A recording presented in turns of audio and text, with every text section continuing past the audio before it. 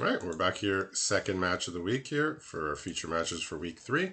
And we got a new player here, a new player to our league, Caleb K. So we had Caleb G before, Caleb K. So I'll be watching from his point of view, and Mitch is going to be watching John R's deck over there. So what's he running? It is Boros.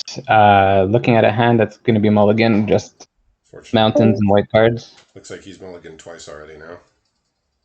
Yeah. Oh, I didn't. I guess I missed the first one. It was too quick. Return 2 cards and looking like a Dundane Blade, the 4-drop Ronerum, Relentless Ronerum, and a Westfold Rider. Probably going to bottom 2 lands. Yeah. So 2 lands and 3. So unless Caleb draws a mountain, his hand is going to be a little bit slow, but he is sort of playing what the deck that was sort of the boogeyman of the week in some people's opinion, which is the black-red. People were expecting the black-red decks to just dominate, and they haven't. So it's been more of an even playing field than might have thought. Draft is not our league. It's not exactly a draft. Yeah, so Caleb's got a bit of trouble here because he doesn't have a third land. He's got a Golem's Bite in hand, Claim the Precious, Mordor Trebuchet, Swarming of Moria, so all the good stuff, and even 2 copies of Eomer of the Rittermark, that 5-mana uncommon bomb. He's going to get his red mana here with the Shire Terrace, but I'm not sure he will, because this is a very juicy removal with the Golem's Bite right here. Yeah, this might be... I mean, it still just trades with the Gorbag, so... may not be slowed down significantly. We'll see what he just. It's a 5/2. It doesn't. Okay, he is actually going to go for the. I'm a little bit surprised. You'd think he'd want to shore up his mana situation, but here comes the mountain, so all is well. He wants his trebuchet and he wants to attack. So there you go. Yeah. There you go. And some people crack their land prematurely on their turn, and they worked out for him that he didn't there. Yeah, I thought he was going to just set up his red mana, but I guess he figured, look, any land I draw gives me the trebuchet, so might as well just Golem's Bite and get that done with. On curve, Relentless Running brings right off the top, we see a Smite the Deathless. I imagine he's going to use that before the sword gets equipped. Very, very juicy to do that here, even more than the Golem's Bite, perhaps. Yeah, so Mordor Trebuchet is a bit of an interesting card. I seem to always leave it out of my black-red decks. They always seem just not to need it. Okay, he's going to set up his mana here. He's going to let this Rohirrim seemingly possibly equip an attack. There was an opportunity to make the Boulder token because Gorbag is a Goblin/Orc, so... Yeah, but the Gorbag would just be running into the 4/3. No, I mean if you removed it with the... yeah, of course, yeah, we saw that last turn. Yeah, Trebuchet seems to never make it into my decks, but whenever people played against me, they're always able to get that 2/1 flying. And then even the more annoying thing is that it blocks my Ring Bearers. That's seemingly the more annoying thing about the card. Yeah, 1/4. Nice stat line. 1/3 is even better than 1/3. You can't accidentally attack with it and tap it and not have it available as a blocker. It can't attack. So, you know. 1/3. But it's a little punished for not killing the Ronerum, right? Because now it's out of Deathless range. Yeah, he's got his Claim the Precious, but looks like he's gonna... Let's see what he decides to do here. He might just want to Claim the Precious here. Also a good option. So yeah, the 1/4 stat line. There's also Grima, who's a 1/4, working even better than the Hobbit stat line of 1/3 for blocking those pesky 1/1. There's also, I believe it's called Ioreth, which is the blue uncommon. It's a 1/4. So those cards put in work. 1/3's put in work too. Probably your favorite card too. All right, so let's see what John can do here. He might have a big attack here coming up. So Shadow Factor gonna bring out a Holding Armor. So what Caleb has done here is he left up Orcish Medicine, which I don't know if that's the thing that's gonna solve the problem here. It saves a bunch of life. It's like 6 life or so if you use it on the trebuchet because it's lifelink at 4. It's just like if you Or claim the attack. precious, you just kill that thing, and yeah, you lose your treasure, but at least the pressure's a bit down. I mean, obviously with the Shadowfax coming in, that pressure is sky high, but he, if he plays claim the precious, he has a bit more wiggle room here. Now he basically has to use his Orcish medicine, soak Oh up no, some this was damage. an 8 life swing kind of. It's 2 life link and No, holding back 6. he's not life linking here. He's actually just going to soak up the Okay. damage. Oh, I guess that's smart. That's better. So But it's still saving 6. yeah, but this Malta 5 is looking okay here for John for the time being because Menace is coming down next turn, and I don't actually just see a way that he survives. I guess yeah he can. Yeah, he has to block both of the big things and take 6. He has to double block Shadowfax and the Rohirrim. But no, he won't even have. He can't even make 4 creatures because his only creature in hand is Gothmog, which doesn't actually make him an extra body. He'll still Say be able someone to. funny. Yeah, he'll still be able to. He has to double block Rohirrim, double block Shadowfax, and take 6. And that's if John has nothing. So somewhat punished for not smiting the Ronirim back on turn 3 Actually, if or John 4. moves the sword over, then it's lethal. Yeah, he just has to move the sword over to one of the 2 power creatures, and that's gonna be it for the game. So if he sees it, he has the win here. Yeah, you need 2 things that do 4 damage at least. Yeah, so he move up. Looks like he's going to attack. So he's maybe Shadowfax. Did he draw a creature for Shadowfax to flash in here? Oh no, it's a Plains. But Okay. yeah, so he's going to 1 if he does a terrible block, so it's still he didn't do the math, but it was lethal. He's basically losing his board here, more or less. I mean, he's going to be left with 1 creature, probably a Trebuchet or a Gorebag. You got to leave the farmer and the army to hit. No choice.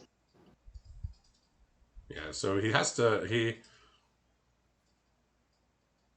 The multiply work. The blade. Basically he's going to lose 3 of his 4 creatures. This yeah. So he's going to lose. So he's going to be left with a Trebuchet against 2 creatures. He's going to be on 1. Quite importantly, is going to be at 1 against creatures that can attack still. So So he does have this Smite the Deathless, which can true. hit one of these creatures, but Need a blocker though. Does he have a cheap blocker in hand? no, he has 2 Eomers. He has Smite the Deathless, Claim the Precious. I think he was quite safe had the Renirum been removed a couple turns ago, but Yeah, that was. I mean, obviously he didn't know Shadowfax was coming. He felt okay. I can deal with just that. I don't think he could. He was anticipating 7 damage of haste coming all at once. that's that's a bit crazy. Shadowfax does it. All right, so he's got another Claim the Precious, but no Swamp. So he has to Smite the Deathless, the 2/2, and then chump block this farmer. So not looking great here for him. I mean, if John doesn't draw anything and Caleb draws a swamp to cast his Claim the Precious, he'll be able to survive. See how this turn goes. Blood, flood, blood. 2 lands in hand. Okay, so step 1 is that John has not drawn anything. Step 2 is a swamp here. It has to be a swamp, or I suppose another chump blocker, but There's no it's club. There's it's no it's it's rally. Claim the Precious number 3. Hmm. So, um, I I'm looking at Shire Terrace, and I haven't been playing it in 2 color decks, and Same. I'm hoping to not play it in 3 color decks either. It's actually just it's not very good. Like it's not Evolving Wilds, right? It's just it's a cost. Like Evolving Wilds is Same. just you can do it on turn 1. You're fixing on turn 1. Here it's definitely I'm not. cutting it this week in total because of Yeah, that exactly 2 color thing. I am playing a couple Great Citadels, Great Hall, yeah, whatever it's called, because Legends, 2 color Legends, love that card. So that's still fine. But I've just not even like in my 3 color decks. I've just not even been playing it like in drafts when I'm splashing stuff. I just want the land fixers, the land cyclers. If I'm playing green, many partings, treasures, just like Shire Terrace is a big cost, especially in a format that's fairly assertive. John's got 3 copies of Oliphant, 3 Dune Blades, a couple Samwises, A couple improvised clubs, a couple rally of Hornbergs, 4 errand rider of Gondor, which is the looter, Okay. and a horn of Gondor. All right. Pretty good. So Caleb, he added a 25th land. He's playing 2 Shire Terraces again. Like I said, not a great fan of that card. We saw right there. I mean, if that Shire Terrace was a mountain, then the game goes the same. But if that card's a swamp, that game is completely different, and Yep. he's could set himself up to potentially win. He would have been able to claim the precious much earlier, and then kill all the subsequent threats instead of having to chump block them. So he's gonna have to mulligan here because he only saw Yep. 1 land here. So we saw John Yep. with just a really assertive draw on his mulligan to 5. So just the power of white red aggro. White red aggro is very much alive in this format. I mean, the Shire Terrace was a swamp if he had 2 mana of tempo to lose, but he just didn't. Perhaps John R is becoming a Boros aficionado because I remember in Mom League where everybody was playing those blue and black and green, like just those multicolored decks, value decks. He was playing Boros and he was smacking people with his, I think it was called the beat sticks. Those Mhm. equipments that made treasures. Yeah, he just Yeah. had a ton of those. We saw him in a feature match, really playing to his outs and playing very aggressively, but knowing when to go in and when to hold back. So like So, it's a color combo he's comfortable in, even though he's only gets to play it once this week. What's his hand all looking right, like? John's draw is something like you'd expect. A lot of common Yeah, aggressive type creatures. There's an Esquire of the King, which is going to come down here, the 1-drop. yeah, There's another Battlescar Goblin, an Iron Rider of Gondor, a Dundane Blade, and Firemirrors in hand, so that's something to watch out for. yeah. So Caleb needed to draw his 3rd land there in order to remain competitive in this game. So he does have 2 Smite the Deathless, Improvised Club, Claim the Precious, and Eomer again. So kind of just a removal heavy hand like we saw last game. Though, of note, he does have the 2 black this game, so Claim the Precious is active. But he's just under attack here. Like, when you play blockers, you want to play blockers that stop your opponent from attacking, not that just stonewall one blocker. Like, none of the creatures It was actually a die here. decent job until the Blade came down. It was only going to let him 2. All right, so it looks like he's going to Smite the Deathless something here. That's Oh, basically it's his only play. Faramir's a little punished then because Smite exiles. Oh, Faramir is yes, a Faramir, yes, the mono white one, yeah. yes. So he See if just, he recognizes that. I mean, he gets the soak up to damager, but all of a sudden he's at 12 with, like, Oh, he's bringing in Faramir. I think there's a mistake. Re-equipping an Errant Rider is probably a better play. But he didn't realize it exiled, I bet. well, now he has Eomer. Let's see if he gets frisky here on attacks. And yeah, he does. He says I can use this one as a jump blocker every turn if my Eomer lives. And that he got really punished because re-equip on the 2/2 meant Eomer couldn't attack. If he dropped down an Errant Rider and went to re-equip. If you understand what I Yeah, mean. yeah, he could have played Errant Rider of Gondor and then Yeah, had it's a just that blocker for Mitch Eomer, but I don't think he's thinking defense. I don't think John is thinking defensively. I don't think he's thinking what can my opponent do on offense right now because of he has the board advantage. So, but Eomer did come down, and it is something that has an impact on the game. But ooh, it's just Smite the Deathless he's was not drawn a. Orcish Medicine here, which can provide a big life swing Oh boy. and a blocker here. Oh boy. So if John That does decide to try and double block here, he could just do the indestructible, or he can use his Smite the Deathless. So always risky to double block with open man on the other side. yeah, Now, absolutely. Shadowfax is drawn with 2 targets to bring out either this Battlescar Goblin or an Errant Rider. Yeah, John's deck seems the type that is not blocking until their life is on the line, and his life is not on the line yet. He's at 10. Right, so claim the precious. He wants this Faramir gone. Just a little too much advantage from that. And he's left up Smite the Deathless or Improvised Club or Orcish Medicine. So he's just got a bunch of them. And here comes I this was going to Shadow say, Fax, and he may choose to club this. He I was going may to say, choose to use his also 1/1 as fodder. Yeah, he has no. Well, Aramir, often forgotten trigger, would not happen if that 5/4 was still on the board. So it also took care of that issue. yeah, he says I saw what this horse can do, and we even saw last week what the horse could do with in Steve's deck where he was going to get it with his Saga. So we've seen the power of Shadowfax here in our feature matches, and Caleb respects it. Keeping the 3/2 back, I guess, to block. Yeah, keeping the 3/2 black back, but I mean, maybe John's thinking, well, he used all his removal already. He played Smite the Deathless, he played Claim the Precious, and Improvised Club. Can he have more removal? Well, the answer is yes, he has another Smite the Deathless and the Orcish Medicine here. Orcish Medicine is such a valuable lifelink when you're not playing any food-based deck.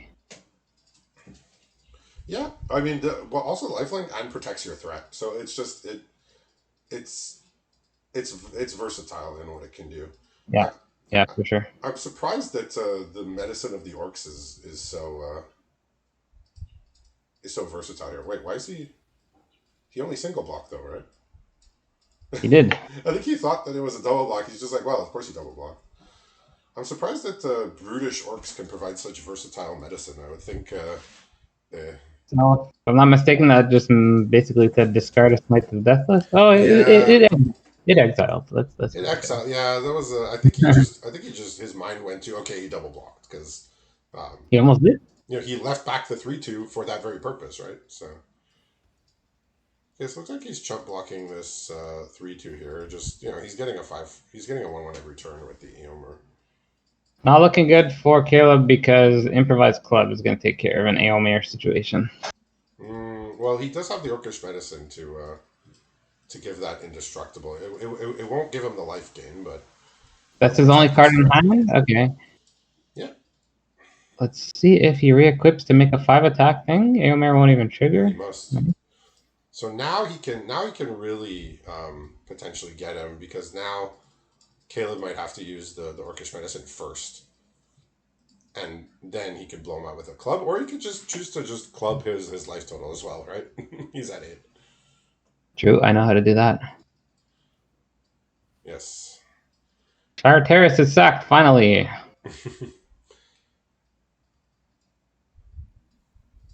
2 games coming.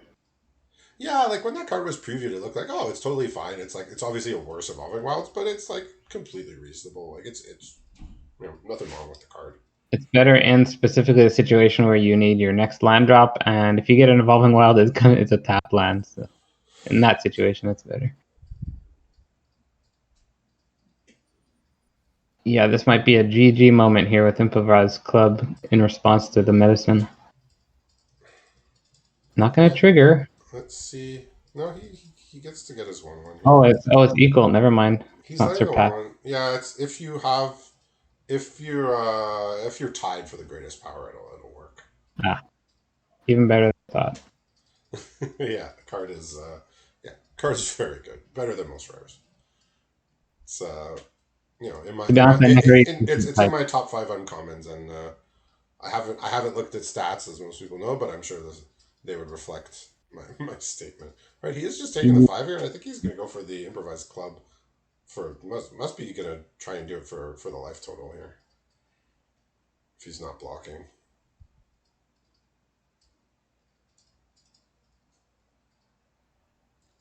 And just of note, Improvised Club can sack an artifact, so if he wants to sack that equipment and leave all of his creatures in play, that is an option he does have if he takes it. Return forward to the Oligarch that 4/3 with Tempt on it. Okay. Yeah, the Stalwarts, yeah. Alright, so attack all, and let's see how this goes.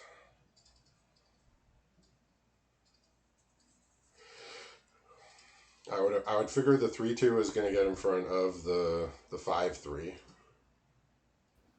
The Trebuchet can block the Errant Rider. You can even double block the Errant Rider with a 1/1 and the Trebuchet. So what else is John holding aside from the club that we know of?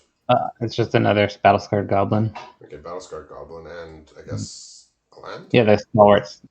Oh, the Stalwarts, yes. Okay, yeah. So blocking to take no damage, because maybe Caleb's thinking there could be a club in my future. That's why he decided to take no damage at all. Doesn't want to go clubbing. He's going to now go for the Indestructible here. Well, who acts first loses. You have to get rid of a creature or the weapon. He can sack the equipment Mm-hmm. if he doesn't want to lose board presence here. Board presence / damage in this case. If I was thinking of sacking the goblin. Oh, he's sacking the goblin, yeah. Okay, so he's just going to play out his battle. Okay. He's choosing to kill the Eomer now. Okay. Yeah.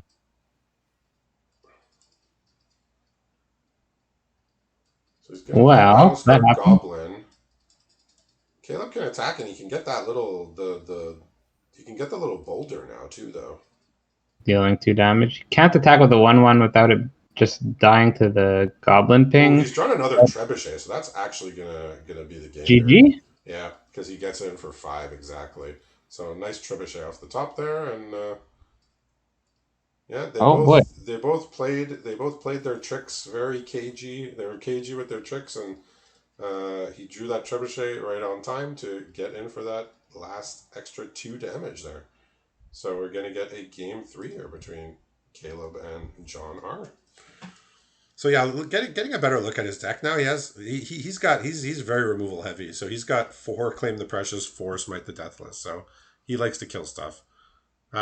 He's kept his curve like pretty low. He only has the 2 Eomers and a Sauron, the mono black one, and a Troll of Khazad-dûm above 4 mana. So he's kept his curve fairly low. Not playing too many high drops, just the most impactful ones, and just a bunch of removal and some.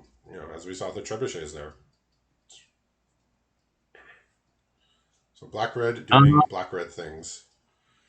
Yeah, so we're going to get a mulligan on both sides, it looks like, here. Yep. Oh, dangerous looking hand for John here. Only 2 lands. Looks like he's keeping it. There's a rally on 2. We haven't seen that today, have we? Nope. Caleb's got a pretty reasonable hand here. He has a Erebor Flamesmith. He has a Cast into the Fire. Deals 1 damage to 2 creatures or exiles an artifact.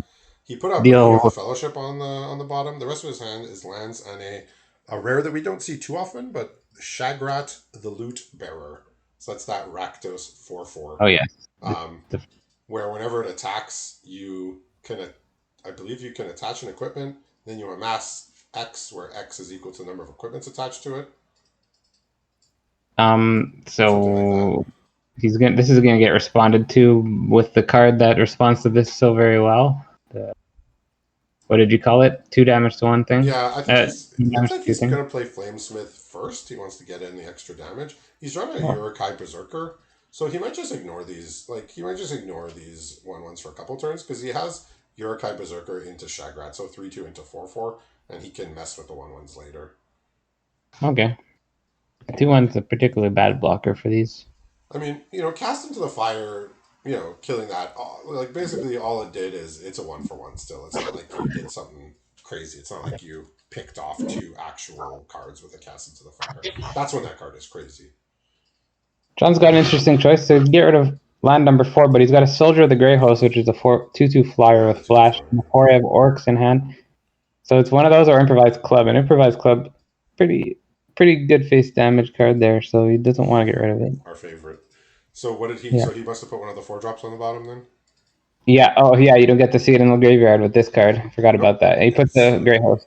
Yeah. Well, looting is not very white, so they decided instead of looting to the graveyard, we'll put it to the bottom. Like 4 orcs is gonna be a big swing here, taking out this 3/2. Chupacabra. Yeah, so now we got a 4/4 coming down that is seemingly going to get clubbed, and Caleb's having a bit of a rough go here. He's drawn a Trebuchet, which can block. See what he decides to do. So Book of Mazargul is the draw here with the club. He's just going to play the 4/4 here because next turn he can play Mordor Trebuchet and Cast into the Fire. So he's going to have to attempt to block here, but John can just not attack for a couple turns and then get a big attack with the book. Dune the draw this time. Dune Blade's probably going to become. He's hovering a club right now, as we suspected. Oh, second guessing it. I mean, he's not under pressure. He can wait. He can get his book down first. Let's see what he decides. Book would be the only thing this turn. The club would mean you can also develop Dune Blade without. Okay. without any equip. Yeah, I'm not sure how important he sees this equipment as right now, but let's see Next what. turn I would allow a nice chunky tacker. Yeah, Yeah, improvised club's coming down. He's gonna swing out, I'm imagining, and yeah, Dundee. he's just gonna attack all, and they're gonna trade for the 3-2, and I mean, this blade is gonna be annoying for Caleb. So much so he may just kill it with Cast in the Fire, because it basically stops his trebuchet from blocking effectively. Yeah, so the trebuchet cannot block effectively with the blade in play. Pretty good answer to Trebuchet is this blade. Land in hand means Nazargul is the only other play this turn. Yeah, yeah. So he can equip here, attack for he gets to get in for 3. 3 here. So yeah, this is gonna be a bit rough here for Caleb. He does need to find something. He like we said before, trebuchet blocks, but it doesn't stop opponent from attacking as long as the opposing creatures don't have more than 1 toughness. You can just throw a bunch of 2/2s in play, and one of them gets blocked, and the rest get in. So Kind of like a 0 attack creature in that way. But it does damage in its own way, too. yep. Okay, so he's going to exile the artifact, which will kill the 1/1 token. So That's a nice a play. good little exchange, but the problem is that the book is going to make a gigantic menace creature. That's Okay, removal. okay, so Removals? he's drawn Claim the Precious. Oh, wow. The That's thing huge. Now the is, book does nothing. well, it's going to make a second Amass, which will then still have menace. Oh, I thought we were already at the next level. Never mind. No, it's not a permanent solution. I So thought that we were at level he 3 is coming looking up. at death here unless he finds something, and it is unfortunately it's a creature that cannot block. It's a crusher here. Oh, So my. uh, of all the creatures in his deck, he drew the one that cannot block. Therefore, it looks like this game's going to be done. So Yeah, I think the book was going bye-bye. we see that Book of Mazarbul really having a huge impact in both games. They're just allowing for in this case a lethal attack, in the other game a near lethal attack. So we see the Boros deck coming on top here, continuing the plight of the black red decks this week. So congratulations to John for taking this down, and we'll be back in a little while for our final match of the night.